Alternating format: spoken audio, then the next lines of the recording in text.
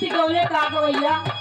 पहले के लोग रहे औरत बड़ी समझदार है चाचा जी, लेकिन आजकल जलवाड़ी सब सुरती गुटखा सब दारू और सब पिए करी। पर हिंदुस्तान के ना ससुर ना भसुर के चिंता ना लगा के पुरहु के चिनौती से धीरे से निकाले तो इसो।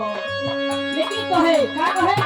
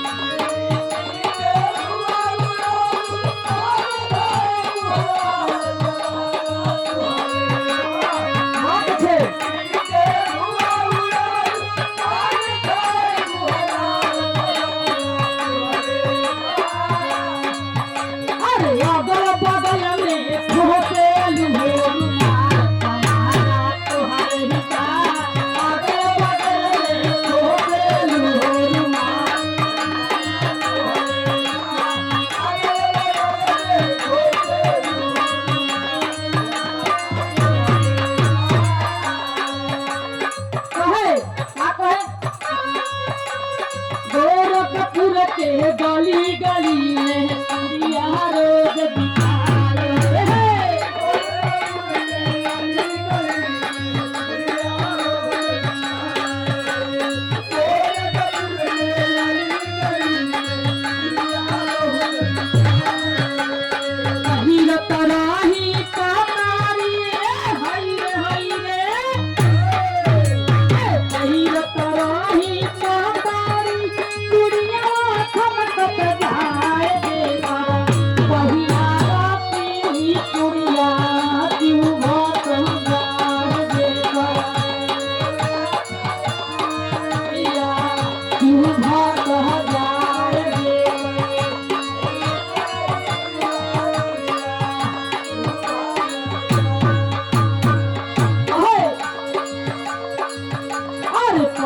कराही कहतारी दुनिया खमकत जाए जे बड़ा बढ़िया रती चुड़िया कह जाए जे बड़ा बढ़िया रती चुड़िया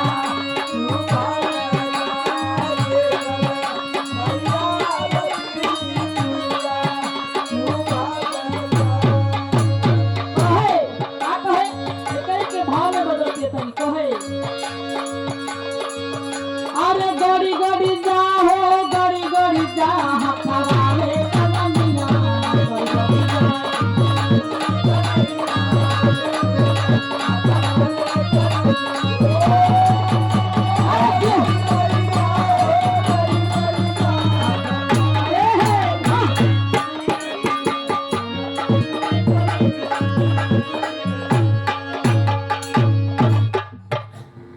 काहे रुक गेलो मर्दे।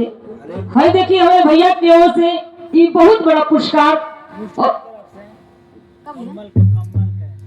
कम्बल नाम आपके है देखिए और बड़का भैया तो ऐसे बताए कि हमारे पिताजी के नाम है। अब ऐसे बताए तो हमके क्या पता कि आपके दादा के नाम है। अरे भैया गजबे आप भी बानी। तो भैया के पिताजी की ओर से बहुत पुरस्कार आशीर्वाद बहुत प्रणाम बा और आम जनता की बा।